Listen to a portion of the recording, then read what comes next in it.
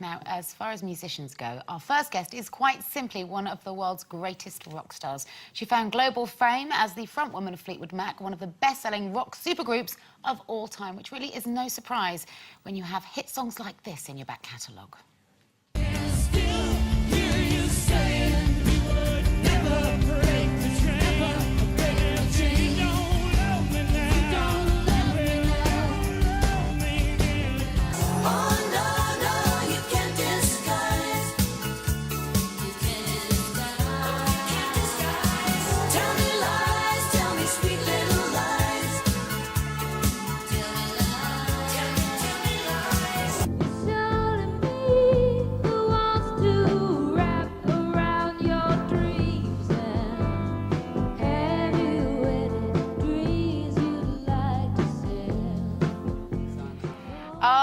Ladies and gentlemen, she's here with us today, Stevie Nicks!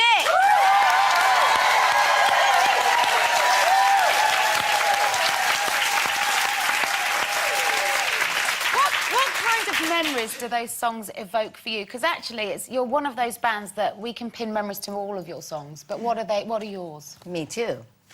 What was going on with Lindsay and I was exactly what are in those songs. So when I see them, then I go right back to what was happening at that time. Are they always happy? Happy times? Not always happy, but now I can look at them and see a lot more fun and happiness in them than I think I did when they were actually happening. You know, so now they're precious. At the time they were happening, they were just crazy. Well, yeah, you two were so turbulent, but it created great art, didn't it? So it was kind of like great tragedy, no great pain, art. no gain. Yeah. Does it feel like does it feel like it was yesterday to you when you look there? Are you straight back there? Yeah. Oh, that's Absolutely. fantastic. Yeah, because, you know, when you see a photograph, then that's great, but you can go back a little bit. But when you see it on film, then that really creates it. Then you really are right back in, remembering kind of what you were wearing and remembering those earrings, and, you know, then you really, it brings it back. And what about now? How do you feel it's changed now? Do you like it still? Like that business? Singing? I love it. Do you still? She goes singing. I do? I love it. Do you? Otherwise, I wouldn't still be doing it. No. I would have, you know, moved on to some other artistic kind of endeavor. Yeah, of course. Yeah. So I love it, and I love performing. I'm a performer, you know. We're all talking about Beyonce. You're a performance artist. If you're a performance artist, you're going to have a lot of trouble giving it up, because that's what you love to do since you were in the 2nd grade. Yeah. If you're just you know, like Christine McVie, she's a pianist and she wanted to be one of the boys. So she wanted to be over there on the side. She was not at all unhappy when Lindsay and I came into the group and came in as lead singers, because she didn't want to be out there with a microphone. She didn't want to do that. She didn't want to dance, and she wanted to play, and she wanted to be one of the guys. And in a good way, because she was the only girl that was the great musician that was one of the guys and that was as much respected as, like, the Eric Claptons, you know, and the Lindsey Buckinghams and the Mick Fleetwoods. She was one of them. So she didn't want to be doing that. Well, you're the focus of attention if you're in the front, Yeah, aren't you? she didn't want that. How do you feel about that? Is that Well, something... I love it, because, again, I'm a performance artist also.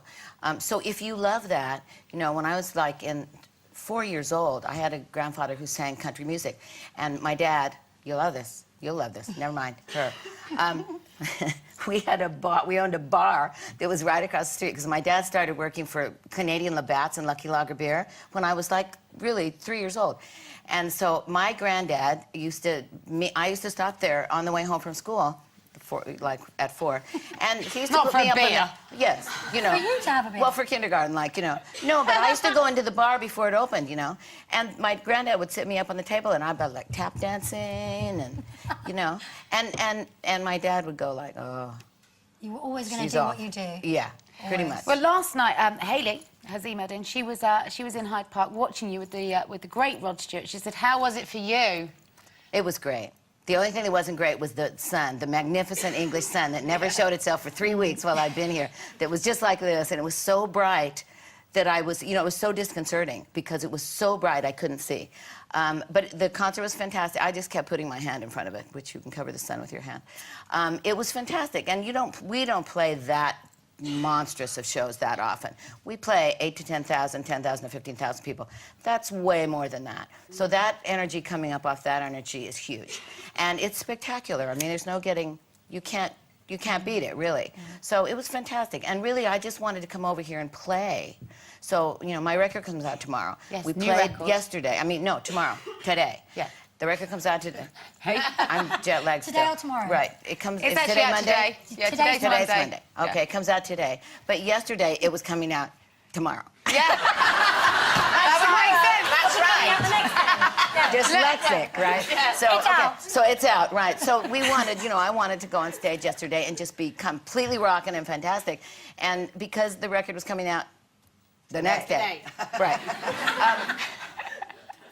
So anyway, you know, I think it happened. It's called, what is it called? It's in your dreams. In your dreams. The album's Can't in your remember. dreams, and the In single Your is Dreams. Secret Love. And Secret Love is a And single. you worked on this record with Dave Stewart, who is just a great British I wish he was here singer-songwriter. with us. And you stole him This away. Women. He would love being here. He so liked. much. He would love love being on company. right here. Yes, he would. He's a really bright guy, Dave, and when he dedicates himself to something, he's really, really committed. So you invited him over to your house, and he pretty much didn't leave for a year, did he? Pretty much. I mean, he did. He went home, but he came like sometimes 4 times, sometimes 5 times a week, and we worked from 3 until, you know, midnight. We had catered dinners every night, so we were kind of like being in the 20s, like Coco Chanel and Man Ray and all the artists and the famous writers. Oh, wow. That's what we kind of did. So it was like, we would call it in America in the 60s, a happening. It was a happening. It was beautiful. Dave dresses up. So when Dave dresses up and he's filming, you're forced to kind of dress up a little. Or you look really My dowdy son's next like to that. Dave, So you know? first thing in the morning, he's got a camera in your face. Yes, he does. But And Stevie, did I you could not- have turned that down. Can I say, you wrote poetry, you write a lot of poetry. yes. And as a performer, which is very extrovert, I'm fascinated that then that's very introverted. And Dave Stewart, actually, didn't he start you off with poetry the first time? I gave him 40 pages of poetry in January 2010. And he actually, surprised to me, read it. I was so That's thrilled why he and didn't so leave, honored, you know. Stevie. Sat there reading the thing. Read it. And so he came over 2 weeks later and he said, basically, he's got his guitar around his neck and he's like, all right, I like this poem. And I'm like, you do, really? You read it? You actually read it? And so he says, okay, let's go. And it's like, dun, dun, dun, dun, dun, dun, dun, let's go. And I'm like kind of sing-songy reading my poem. And all of a sudden, in about 10 minutes, we had written a really fantastic song. Well, here it is. We've got a clip from the video. So this is what started as a poem and ended up as sweet, beautiful music. Well, we already passed it, I cried. Ooh, listen to me, my secret love secretly died.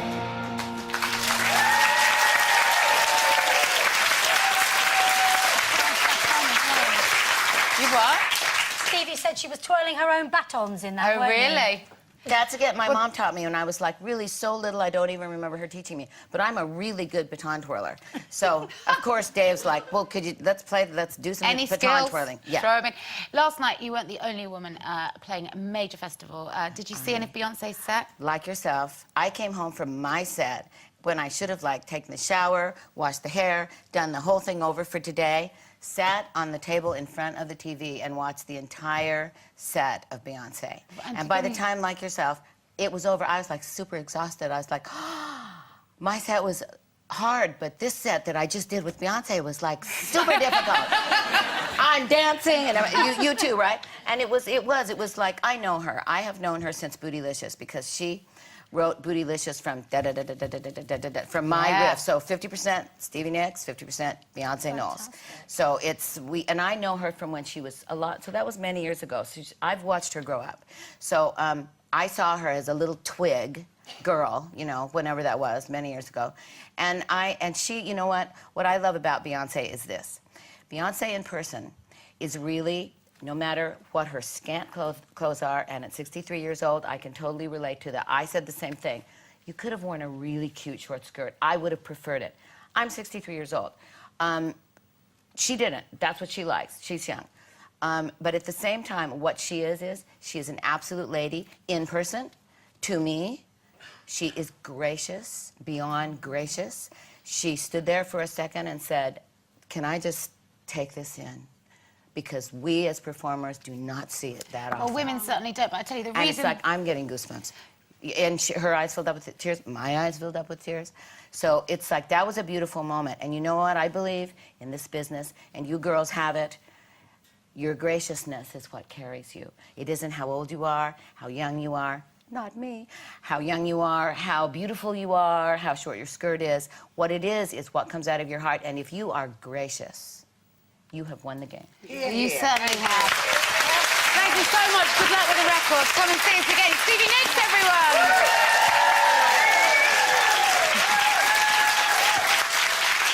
Okay, break time, but stay with us because David Schwimmer's on his way. We're back soon.